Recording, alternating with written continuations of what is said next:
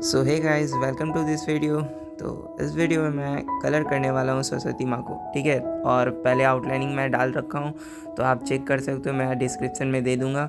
और मैं ये बताना चाहता हूँ कि मैं जो कलर यूज़ कर रहा हूँ वो बहुत पुरानी कलर है, जो कि मैं बहुत दिन से नहीं कर रहा था। और मैं यहाँ पर डोम्स की कलर पेंसिल यूज़ कर रहा हूँ और साथ ही साथ ब्रश का। और मैं फेस कलर से स्टार्ट कर रहा हूँ, और यहाँ पर मैं ब्रशों का इस पर अप्लाई भी करूँगा साथ ही साथ, ठीक है। तो आप देख सकते हो। और मेरे इस चैनल पे नए हो तो प्लीज़ मेरे चैनल को सब्सक्राइब करना और साथ ही साथ बेल आइकन ज़रूर प्रेस करना, ठीक है। और ये जो कलर मिक्सिंग कर रहा हूँ ना, वहाँ से मैं थोड़ा सा फास्ट कर दूँगा, क्योंकि आप सब बोर ना हो, तो इसलिए मैं थोड़ा सा फास्ट कर दूँगा। थोड़ी लंबी वीडियो है क्योंकि बहुत कलर मिक्स होने वाली है। ओके।